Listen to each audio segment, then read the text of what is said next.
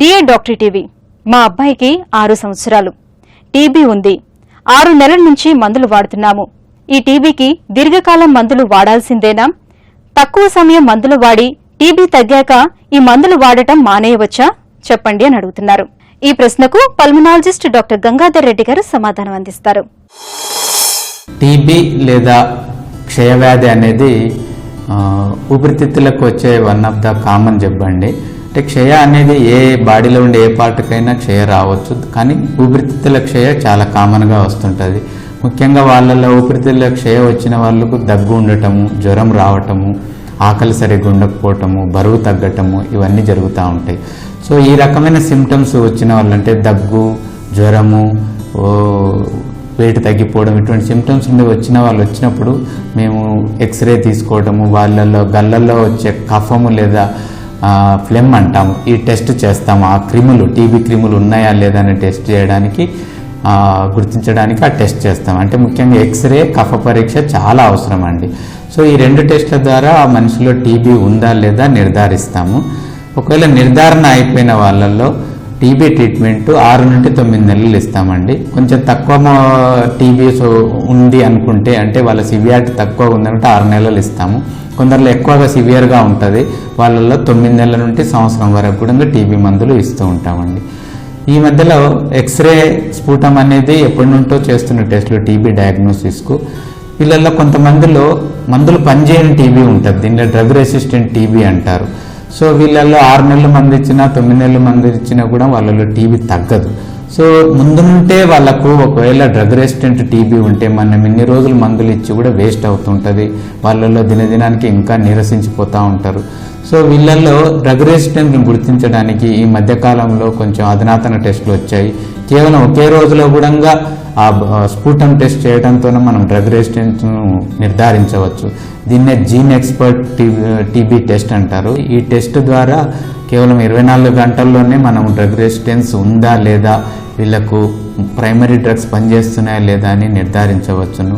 కాబట్టి వచ్చిన మరుసటి రోజే వాళ్ళకు ఏదైనా ట్రీట్మెంట్, కరెక్ట్ ట్రీట్మెంట్ ఏదనేది మనం డిసైడ్ చేసి నెక్స్ట్ డేనే సెకండ్ లైన్ డ్రగ్సా, ఫస్ట్ లైన్ డ్రగ్స్ అవసరం పడుతుందా అనేది మనం నిర్ధారణ చేసి మొదలు పెట్టవచ్చండి. ఒకసారి నిర్ధారణ చేసిన తర్వాత దీన్ని ట్రీట్మెంట్ మినిమం 6 నుండి 9 నెలలు వాడాల్సి ఉంటుందండి. ఈ 6 నెలల ట్రీట్మెంట్ను 2 రకాలుగా విభజిస్తారు. ఒకటి ఇంటెన్సివ్ ఫేజ్ అని, మెయింటెనెన్స్ ఫేజ్ అని. ఇంటెన్సివ్ ఫేజ్లోనేమో ఎక్కువ మోతాదులో మందులు ఉంటాయి. సో ఖచ్చితంగా అది 2 నెలలు వాడాల్సి ఉంటుంది. ఈ 2 నెలల్లో 4 లేదా 5 రకాల మందులు ఉంటాయి. సరైన మోతాదులో, సరైన కాంబినేషన్లో 2 నెలలు ఖచ్చితంగా వాడాల్సి ఉంటుంది. తర్వాత మెయింటెనెన్స్ ఫేజ్లో కొన్ని రకాల మందులు తీసేసి మిగతా 2 లేదా 3 మందులు 4 నెలలు లేదా అవసరాన్ని బట్టి 7 నెలలు ఇస్తూ ఉంటాం. సో టీబీ ట్రీట్మెంట్ అనేది ఒక ప్రొలాంగ్డ్ ట్రీట్మెంట్, ఎక్కువ మందులతో కలుపుకొని ఉంటుంది. సో దీన్ని మల్టీ డ్రగ్ రెజిమెన్స్ అంటారు ఫర్ ప్రొలాంగ్డ్ పీరియడ్. సో ఈ మొదటి నుంచే ఈ మందులకు సరైన మోతాదులు పెట్టకపోయినా, సరైన నెంబర్ ఆఫ్ మెడిసిన్స్ కలిపి ఇవ్వకపోయినా, లేదా సరైన డ్యూరేషన్ అంటే 6 నెలలు లేదా 9 నెలలు డాక్టర్ గారు డిసైడ్ చేసిన దాని ప్రకారం మందులు వాడకుండా మధ్యలో ఆపేసిన, మొదట్లో ఏం సిమ్టమ్స్ లేకపోయి బాగా ఉన్నట్టుగానే ఉంటుంది, కానీ ఈ రకంగా డిఫాల్ట్ అయిన వాళ్ళల్లో మళ్ళీ టీబీ ఎప్పుడైనా తిరగదోడే అవకాశాలు ఎక్కువగా ఉంటాయి. ఈ రకంగా వచ్చే వాళ్ళను రిలాప్స్ లేదా ట్రీట్మెంట్ ఫెయిల్యూర్ కేసెస్ అంటారు. చాలామంది కొన్ని 2 నెలలు 3 నెలలు వాడేసి బాగుంది కదా అని ఆపేయడం చేస్తూ ఉంటారు. మళ్ళీ సంవత్సరం తర్వాతనో 2 సంవత్సరాల తర్వాతనో మళ్ళీ ఆ సిమ్టమ్స్ మొదలై మళ్ళీ మా దగ్గరకు వస్తుంటారు.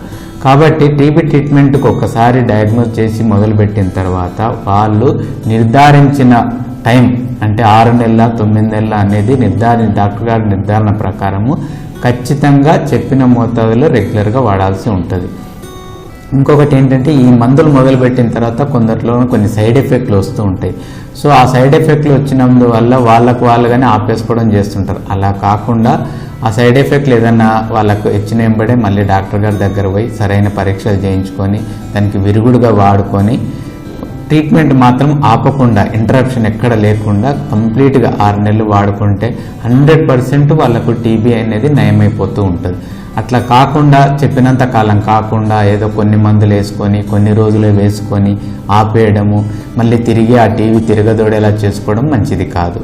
ఇంకొకటి ఇట్లా ఆపాపి వాడటము లేదా సరైన మోతాదులో వాడకపోవటం వల్ల ఈ మామూలుగా డ్రగ్స్ పనిచేసే టీబీ నుండి డ్రగ్స్ పనిచేయని టీబీకి అంటే డ్రగ్ రెసిస్టెంట్ టీబీకి కూడా కన్వర్ట్ అయ్యే అవకాశం ఉంటుంది.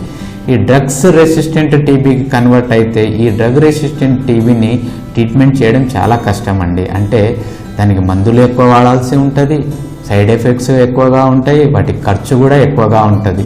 పోనీ ఇన్ని చేసినా కూడా క్యూర్ రేట్ ఎట్లుంటుంది అంటే కూడా మొదటి రకం అంటే డ్రగ్ సెన్సిటివ్ టీబీ అంత రిజల్ట్స్ డ్రగ్ రెసిస్టెన్స్ టీబీలో రావు.